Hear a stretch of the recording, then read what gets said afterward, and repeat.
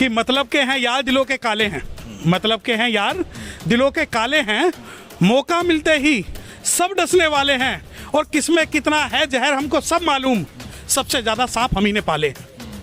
समझे? जो हमें आंख दिखा रहे हैं ना, जो हमें आग दिखा रहे हैं, उनकी राजनीतिक जो ज़मीन है वो हमने तैयार की है। रही बात, आप तो बात कर रहे हो इंडिया और भारत गठबंधन की, इंडिया और एनडीए गठबंधन की।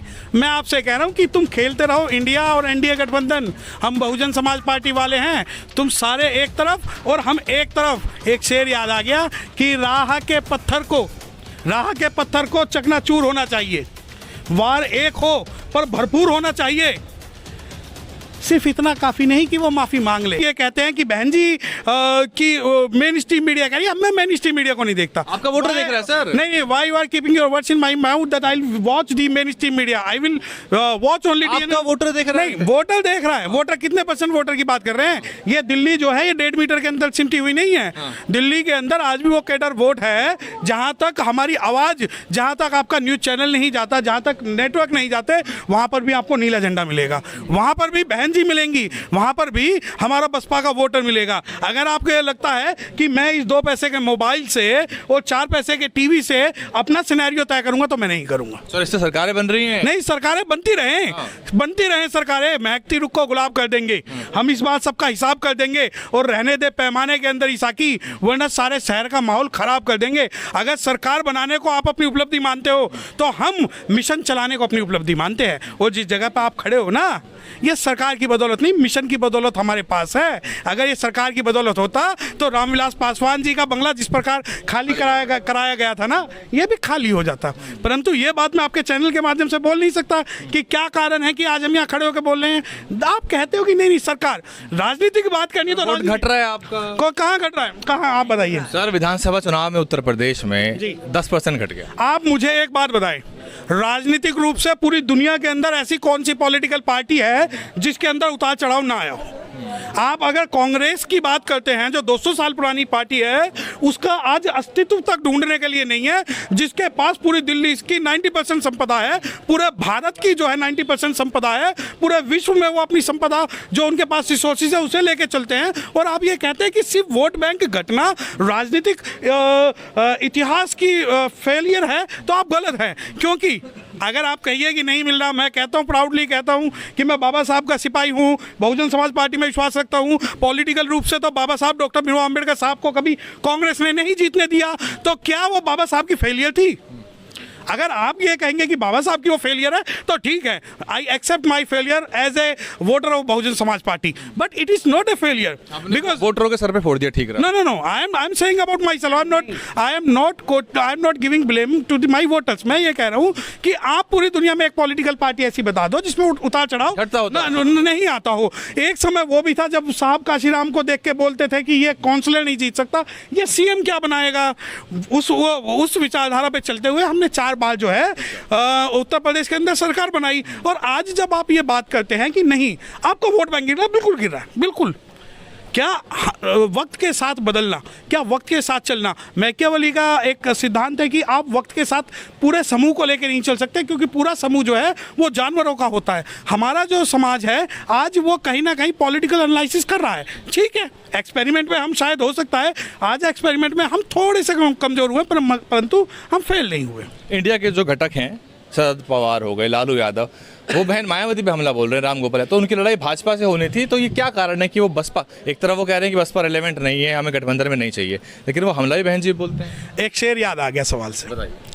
कि मतलब के हैं यार दिलों के काले हैं, मतलब के हैं यार दिलों के काले हैं, मौका मिलते ही सब डसने वाले हैं, और किसमें कितना है जहर हमको सब मालूम, सबसे ज़्यादा सांप हम ही ने पाले हैं। समझे? जो हमें आंख दिखा रहे हैं ना, जो हमें आग दिखा रहे हैं, उनकी राजनीतिक जो ज़मीन है वो हमने तैयार की है। रही बात, आप तो बात कर रहे हो इंडिया और भारत गठबंधन की, इंडिया और एनडीए गठबंधन की। मैं आपसे कह रहा हूँ कि तुम खेलते रहो इंडिया और एनडीए गठबंधन, हम बहुजन समाज पार्टी वाले हैं, तुम सारे एक तरफ और हम एक तरफ। एक शेर याद आ गया कि राह के पत्थर को चकनाचूर होना चाहिए, वार एक हो पर भरपूर होना चाहिए। सिर्फ इतना काफ़ी नहीं कि वो माफ़ी मांग ले, उसे हमारे सामने मजबूर होना चाहिए। आज आपके पास ऐसी क्या मजबूरी है कि एनडीए इंडिया को ब्लेम कर रहा है, इंडिया एनडीए को ब्लेम कर रहा है कि हम दोनों दूसरे के पार्ट है।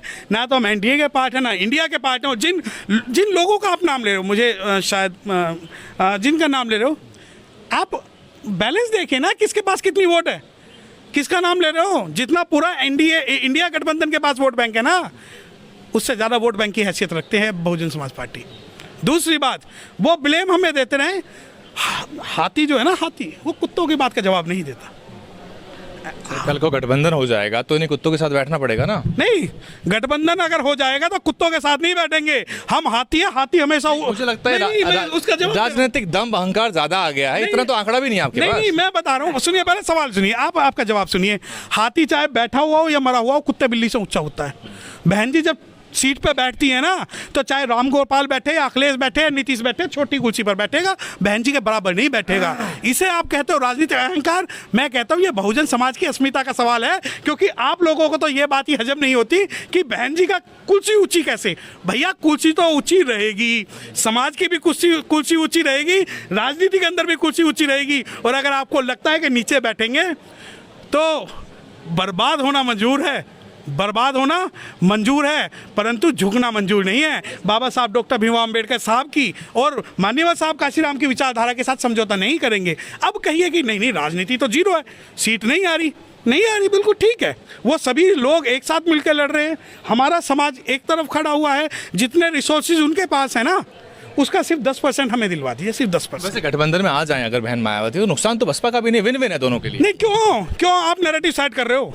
मैं ना तो नागनाथ के साथ जाना चाहता, ना मैं सांपनाथ के साथ जा चुके हैं, आप जा चुके हैं पहले। नहीं बन चुकी है सरकार। अरे वो हम साथ नहीं गए हैं, हम साथ नहीं गए हैं, आपको ये समझना पड़ेगा। अखिलेश के भी साथ जा चुके हैं आप तो। अब वही तो बात सुनो, गठबंधन हुआ ना, बराबरी का ही सही। नहीं, आप बहन जी ने गेस्ट हाउस कांड झेला, सुनिए, बहन जी ने गेस्ट हाउस कांड झेला, लेकिन बड़ा दिल रखा। नहीं, एक सवाल का जवाब देंगे। शुरू हुई, अखिलेश के साथ आ चुके हैं, कुर्सी देख लेना स्टेज की, रिवाइंड कर लेना कौन किसके साथ आया है। सम्मान नहीं देते आप दूसरों को? बिल्कुल नहीं देते। सम्मान क्या, तुम हमें सम्मान दोगे जब हमें पीएम का उम्मीदवार घोषित करोगे ना, तब तुम हमारे पास आओगे। हम नहीं जाएंगे, चाहे एनडीओ या इंडिया हो, हमें कोई लेना देना नहीं है। 24 में कितनी सीट आज देख रहे हैं आप लोकसभा? देखिए, चाहे सीट में फिर भी एक वाइल्ड गेस, मैं मुझे ये पता है कि मेरे बिना सरकार नहीं बनेगी, ठीक है। हमारे बिना सरकार नहीं बनेगी, मजबूत ना बने, मजबूत जरूर बन जाएंगे। क्योंकि हम जो है, हम सिर्फ वो राजनीतिक पॉलिटिकल बार्गेनिंग की नहीं है। आप ये कहो कि बहन जी को प्रेसिडेंट बना देते हैं, हम समझौता कर लें, तो हमें द्रौपदी मुर्मू जैसा और रामनाथ कोविंद जैसा तो फैलाया था विधानसभा चुनाव में। नहीं तो किसने फैलाया? गाँव किसने फैलाया? टीवी ने। नहीं, किसने फैलाया है ना, हमने तो नहीं फैलाया। हम तो आज भी आप मैं कह रहा हूँ कि आपके खिलाफ षड्यंत्र हुआ कि बहन मायावती राष्ट्रपति बन जाएंगी और इसका नुकसान हो गया। बिल्कुल ठीक। देखिए, हमारा समाज, आप काउंटर नहीं कर रहे ना, आपके पास आईटी नहीं है, सोशल मीडिया नहीं है, काउंटर आपके खिलाफ षड्यंत्र हो जाता है, बैठे रहते हैं। नहीं, आप सुनिए, एक सवाल। काउंटर का मतलब क्या सोचते हैं आप? ये सोचते हैं कि जो बहुजन समाज के यूथ आज अपने फ्यूचर, कैरियर, पॉलिटिक्स, सोशल सारी चीजों को एक साथ लेके चल रहे हैं, वो रोड पे चल के एफआईआर दर्ज करा ले। मैं रोड की बात नहीं कर रहा हूँ, मैं आईटी और मास मीडिया की बात कर रहा हूँ कि आपका नंबर्स नहीं है आईटी। अच्छा, तो मुझे एक बात बताएं, आईटी से आपका मतलब क्या है? कब से? सुनिए, मैं बता सकता हूँ, खैर वो लंबा हो जाएगा, एकेडमिक हो जाएगा। नहीं, एकेडमिक नहीं, आईटी की भी मैं बात कर रहा हूँ। सुनिए, आज जो है मुझे अगर आप कहें कि मैं 5,000 रुपए लेकर एनडीटीवी या जी न्यूज पे गाली खा लूं, मैं नहीं खाऊंगा। नहीं, आपके, मैं वेलविशर के रूप में बोल रहा हूँ, डेविल्स एडवोकेट बन रहा हूँ बेसिकली। मैं ये कहना चाह रहा हूँ कि ये सारी चीजें जो आजकल बहुत महत्वपूर्ण हो गई हैं बाकी पार्टियों में, वो बसपा का बैठे बैठे नुकसान कर देती है, और आप काउंटर नहीं कर पाते, उसको खारिज भी नहीं कर पाते ना। देखिए, बसपा के लिए कभी भी कोई भी इलेक्शन ऐसा स्मूथ नहीं रहा जैसे आप सोचते हैं। क्योंकि आज आपको लगता है कि उन्होंने मीडिया हाईजैक कर ली, हमारे लोगों को लगता है कि व्हाट्सएप पे मैसेज करना और फेसबुक पे पोस्ट डालना क्रांति है।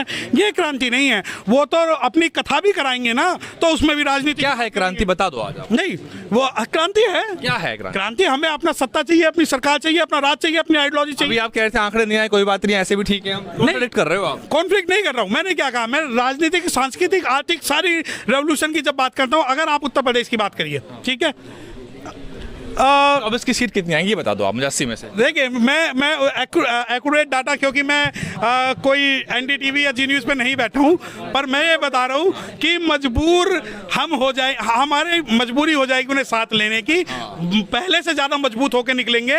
और ये बात मानिए कि अगर वो उन लोगों का एनालिसिस ये है एनडीए और इंडिया